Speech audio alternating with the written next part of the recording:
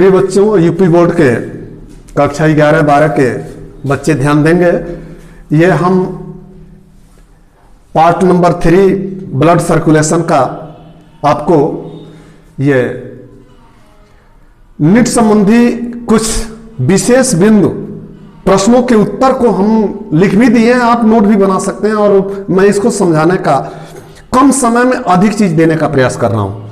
तो देखिए, एचबी में जो रंग प्रदान होता है, जैसे हमारा जो रुधिर लाल क्यों होता है, तो हीमोग्लोबिन के कारण ही लाल रंग होता है। लेकिन कीटों में, जैसे मान लीजिए काकरोच हुआ, टिड्डा हुआ, तो आप लोग टिड्डा को जरूर पकड़े होंगे, पिच से दबाए होंगे, काकरोचों को दबाए होंगे, तो पिल्ल बहारा फेंक दिया होगा, तो उसका रंग जानते हैं, रुधिर, उसमें हीमोग्लोबिन पाया नहीं जाता है, तो कैसे लाल होगा? उसमें हीमोसाइनिन पाया जाता है। आप देखे हैं ना दबा के, ठीक है? तो देखिएगा, ऑनलाइन क्लास भी चल रहा है। सामान्य व्यक्ति में जो हीमोग्लोबिन होता है, तो अब देखिए, हीमोग्लोबिन जो होता है 15 ग्राम प्रति 100 ml में होता है। और जो महिला होती है, जो औरत होती है, उसमें प्रति 100 ग्राम यानी प्रति 100 ml में 100 ml ब्लड जो रुधिर होता है, उसमें 13 ग्राम होता है महिला में। अगर इससे कम पाया गया तो समझिए एनीमिया रोगी हो गई, है ना। अब पुरुष में अगर 15 ग्राम से कम पाया गया तो 14 तक तो चलेगा, लेकिन अगर 14 से कम आ गया 13 तक चलेगा। अगर 13 से कम आ गया तो समझिए कि ससुरा एनीमिया का रोगी हो गया, पी लिया, उसका खून में पी लिया, तब उसको अलग से हीमोग्लोबिन चढ़ाना पड़ेगा, प्लेटलेट्स चढ़ाना पड़ेगा, और ज्यादा कम हो जाएगा तो वेंटिलेटर पर चला जाएगा ना। तो ये मायने रखता है। कछुआ, मछली, मेढक आदि का बात आया। अब देखिए, इनमें हीमोग्लोबिन, इनका भी ब्लड लाल होता है, लेकिन प्लाज्मा में घुला रहता है। किस में घुला रहता है? प्लाज्मा में। मछली को आप देखे होंगे, मछली को देखे होंगे तो बहुत सारे से आप क्वेश्चन कर सकते हैं कि आखिर सर मछली में, हम पिछले वीडियो में बताए थे कि मछली में मिक्स्ड सर्कुलेशन होता है, मिश्रित, है। जबकि ओपन क्लोज तो आप जान ही गए थे। ये तीसरी बात है कि मछली एक ऐसा प्राणी है कि इसमें मिक्स सर्कुलेशन होता है। अब देखिए, मछली में क्या है कि प्लाज्मा में घुला रहता है, तो मछली जब मर जाती है उसको क्या करते हैं बेचने वाले, बार बार काटते हैं। तो जितने बार काटेंगे और जब पानी से उसको धो देंगे, चाहे काटे हुए भाग को ऐसे मछली को करेंगे ना, तो लगेगा कि मछली का ताजा खून है। कैसे कि वो तो थक्का बनबे नहीं करता है, क्योंकि प्लाज्मा में घुला रहता है। समझ गए? ठीक। अब देखिए, ब्लड प्रेशर जांचना है, तो ब्लड प्रेशर में ये जो नीले संकुचन, ये 120 सिस्टोलिक दाब और ये डायस्टोलिक, ये आलिंग। तो ब्लड प्रेशर का मतलब क्या है कि नीले द्वारा किया गया रुधिर पंप जब कर दिया जाता है तो धमनी में जाता है। नीले ऐसे सिकुड़ता है ना, तो सिकुड़ने के बाद से ब्लड पंप ऐसे करता है, अब पंप करता है तो धमनी द्वारा शरीर के सभी भागों में जाता है। समझे? तो जैसे जाता है तो वही, अब भाई नीले संकुचित हुआ बायां, अब बायां जब नीले संकुचित हुआ, ब्लड फेंक दिया धमनी में, तो धमनी में जब गया तो कितने दबाव से बहा, उसी दबाव को हम प्रेशर कहते हैं। क्या कहते हैं? ब्लड प्रेशर कहते हैं। और उसी प्रेशर को 120/80 जानते हैं, नापते हैं। लेकिन यंत्र होता है स्फेग्मो मैनोमीटर से नापते हैं। ये भी कंपटीशन में पूछता है। ये यंत्र है, इस यंत्र से ही नापा जाता है, ध्यान दीजिएगा।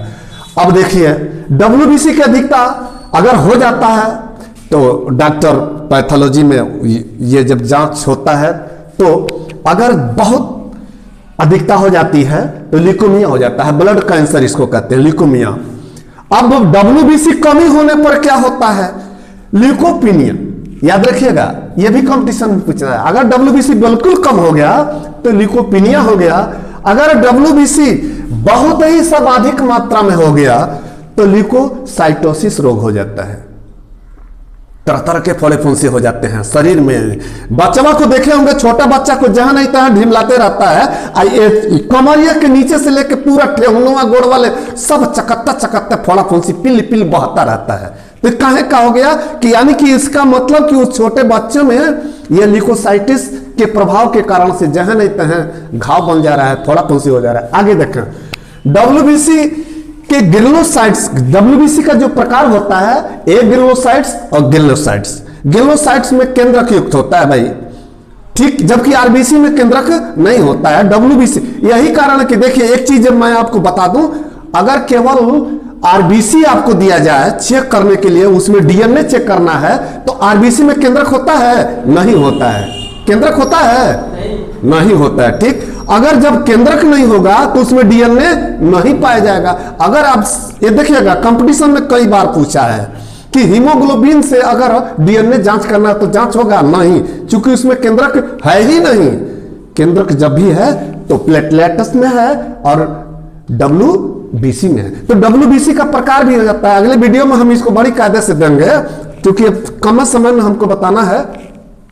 तो ग्रेनुलोसाइट्स की अगर अधिकता हो जाती है, ग्रेनुलोसाइट्स में 3 प्रकार होते हैं, इओसिनोफिल, बेसोफिल और न्यूट्रोफिल्स। तो इओसिनोफिल अगर अधिक हो जाता है तो नाक में सर्दी भरा रहता है, लोग बोलेगा ऐसे नाक भरा रहेगा। इस्नोफिल होगा, बार बार छींकेगा, सर्दी बना रहेगा। अगर इस्नोफिल बढ़ गया तो समझिए कि दमा रोगी हो जाता है, अस्थमा रोगी। और दमा रोगी हो गया तो घर में चोरी हो नहीं करेगा। कहां से कि जैसे चोराएगा ना तब तक ढांसेगा। शांत रहिए मन, ये बता रहे हैं कि दमा हो गया तो कैसे होगा? इस्नोफिल बढ़ा, इस्नोफिल बढ़ा तो खांसी बढ़ी, खांसी बढ़ी तो समझिए दमा हो गया। ये भी ध्यान देना है। लाल अस्थिमज्जा, देखिए हमारे जो बोन मैरो होते हैं, अगर रेड बोन मैरो है तो आरबीसी बनाएगा, श्वेत बोन यानी कि व्हाइट बोन मैरो है तो डब्ल्यूबीसी बनाएगा, येलो बोन मैरो है तो ये प्लेटलेट्स बनाएगा। ये भी कंपटीशन में पूछ लेता है। हाँ जी, एक चीज और बताता हूं, हमारे डब्ल्यूबीसी में जो लिम्फोसाइट्स की मात्रा होती है वो 20 से 30% होती है और 1 से 2,500 हजार के प्रति क्यूबिक के हिसाब से ये पाया जाता है। लेकिन यही लिम्फोसाइट्स, याद रखिएगा, ये लिम्फोसाइट्स हमारे अंदर जब रोगाणु प्रवेश करता है तो उसके विष को ये तोड़ता है, नष्ट करता है, क्या बना करके? प्रतिरक्षी प्रोटीन, यानी कि ये एंटीबॉडीज प्रोटीन्स, प्रतिरक्षी प्रोटीन बना करके उसको नष्ट कर देता था। इस खोज को एमिल वान बेहरिंग, याद रखिएगा, एमिल वान बेहरिंग ने खोजा था, जिनको नोबेल पुरस्कार मिला था। फिर देखा हमारे गुर्दा जो है, गुर्दा जो है गुर्दा होता है ना, ये गुर्दा की बात हम कर रहे हैं, बड़ा काम का चीज है। एरिथ्रोपोएटिन नामक हार्मोन स्राव करता है और ये गुर्दा से निकल के हमारे अस्थि, लाल अस्थि मज्जा में जब पहुंचता है तो हमारे आरबीसी प्रोडक्शन को ये हेल्पनेस करता है, कंट्रोलर करता है, एज ए रेगुलेशन का काम करता है। अब लास्ट में फिर आपको देता, रुधिर वाहिनी में अचानक रुधिर, अब देखिए ना, रुधिर वाहिनी खून का नलिया जान रहे हैं ना, तो खून के नली में अगर कहीं रुधिर प्लेटलेट जमा हो गया, इकट्ठा हो गया, ठुसिया गया, रुक गया तो जानते हैं तो खून में नहीं पाएगा ना। तो ऐसे में सुन लीजिए, रुधिर प्लेटलेट जब थक्का बन जाता है तो थ्रम्बस रोग हो जाता है।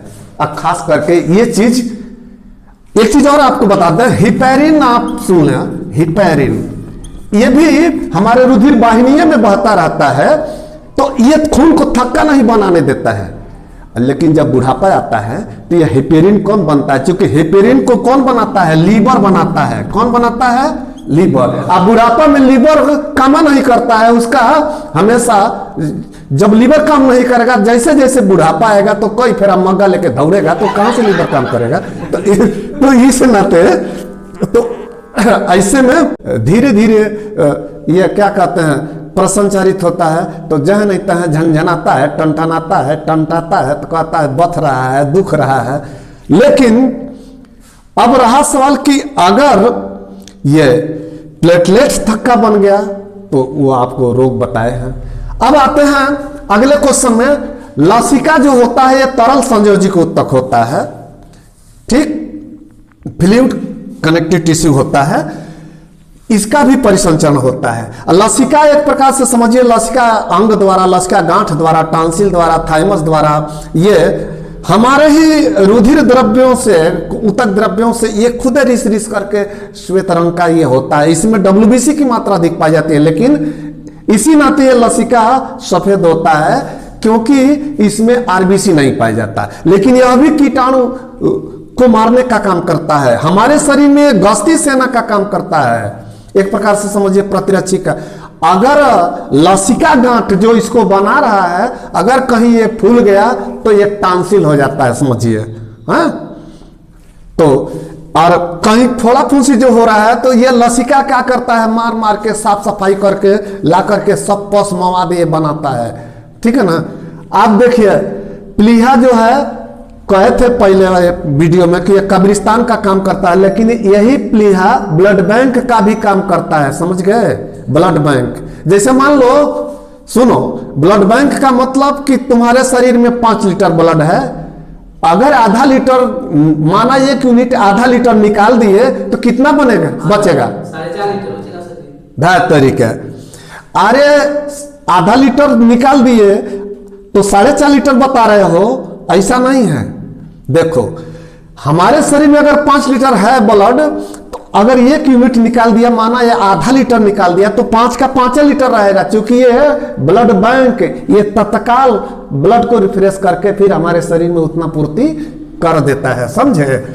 मछली के हृदय में देखो, अब जितने प्राणी हैं, जैसे ये कार्डेटा के, उनके हृदय के चेंबर बटे होते हैं।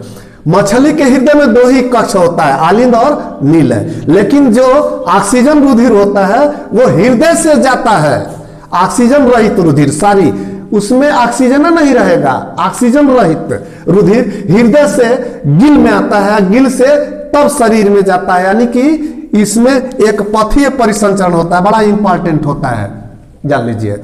अब देखिए उभयचर, मेढक जानते हैं ना, जब फुदुक फुदुक कुत्ता है, ये उभयचर होते हैं।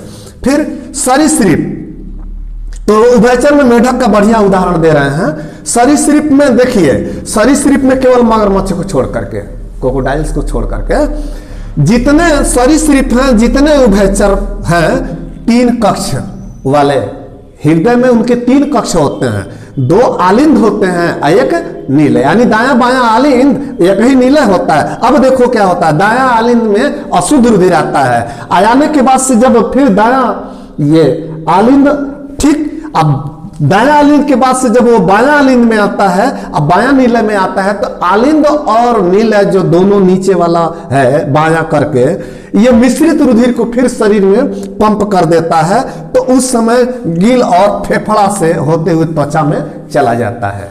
ठीक। अब देखो मेढक एक ऐसा चीज है, ये जो देख रहे हो ना मेढक, यह त्वचा द्वारा, किसके द्वारा, त्वचा द्वारा बेटा, त्वचा द्वारा शीत निष्क्रियता के समय ये क्या करता है, श्वसन करता है, ग्रीष्म निष्क्रियता के समय। ठीक। तो ये त्वचा द्वारा श्वसन करता है, फिर जब तैरता रहता है बाहर, जल से बाहर, जल में रहता है, तो उस समय यह नासिका मार्ग द्वारा, फेफड़े द्वारा त्वचा करता, श्वसन करता है। और जब ये छोटा सा मछली के रूप में रहता है इस तरह से, है ना, तो ये गिल द्वारा समय श्वसन करता है। अतः तो आज के वीडियो में बस इतना ही, धन्यवाद। लाइक और शेयर ठोक दीजिए, महाकाल का लाइक और शेयर ठोक दीजिए। पूरा साल मेहनत करता हूं आपके लिए बेटा, ऐसा नहीं चलेगा, ऐसा नहीं चलेगा।